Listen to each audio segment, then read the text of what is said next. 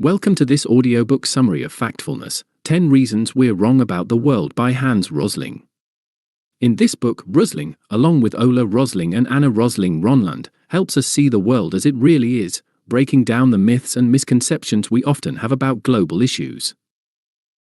Let's explore the key lessons from Factfulness and understand why we often get things wrong about the world. Introduction: What is Factfulness? In Factfulness, Rosling explains that most people have a distorted view of the world. Whether it's poverty, health, or global progress, we tend to see things as much worse than they actually are. This is because our minds are wired to think in dramatic ways, often focusing on negativity, fear, and division. Factfulness is about learning to think with facts and data, helping us to have a more accurate and hopeful view of the world. Rosling identifies 10 reasons why we get the world wrong, and how we can correct these biases. The gap instinct. The first reason is the gap instinct, which makes us think the world is divided into two extremes, rich and poor, healthy and sick. But in reality, most people live in the middle, not at the extremes. The world is much more balanced than we assume. For example, many developing countries are making progress, and poverty has reduced significantly over the last few decades. The negativity instinct. We tend to focus on bad news because the negativity instinct makes us believe the world is always getting worse. However, Rosling shows that things like life expectancy, education, and child mortality have all improved over time. The truth is, the world is getting better in many ways, even though the media often highlights the negatives. The straight line instinct.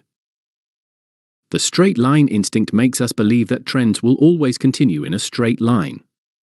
For example, we might think the population will keep growing forever, but in reality, the growth rate is slowing down.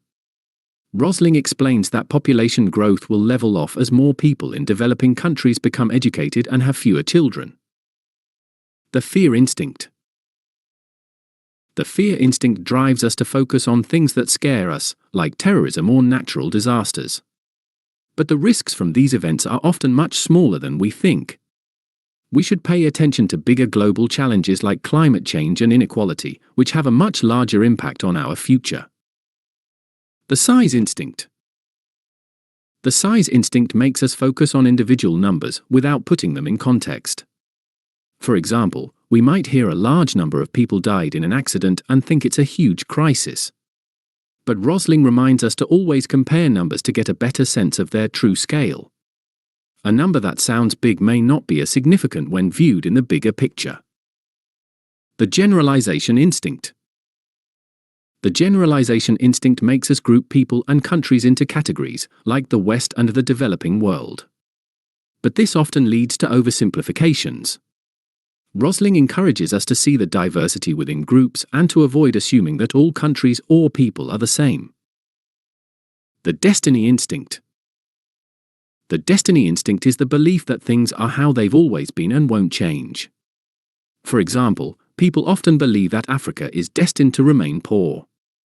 But this isn't true. Rosling shows how many African countries are growing rapidly, improving their economies, and making progress in health and education. The single perspective instinct. The single perspective instinct makes us believe that there's one simple explanation for complex issues.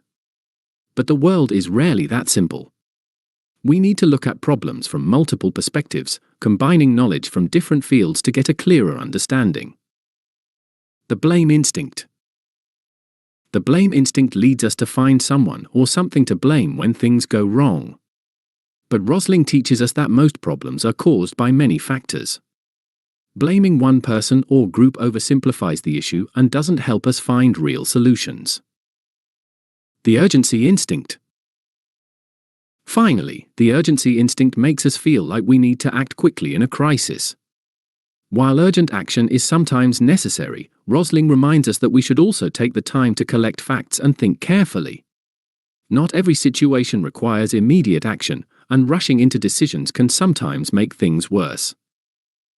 Conclusion: a fact-based worldview. In Factfulness, Rosling helps us see that the world is more positive and complex than we often think. By understanding and overcoming these 10 instincts, we can make better decisions and have a clearer, fact-based view of the world. Thank you for listening to this audiobook summary of Factfulness by Hans Rosling. We hope this has given you a fresh perspective on the world and how to think more clearly about global issues. If you enjoyed this, be sure to subscribe for more insightful summaries.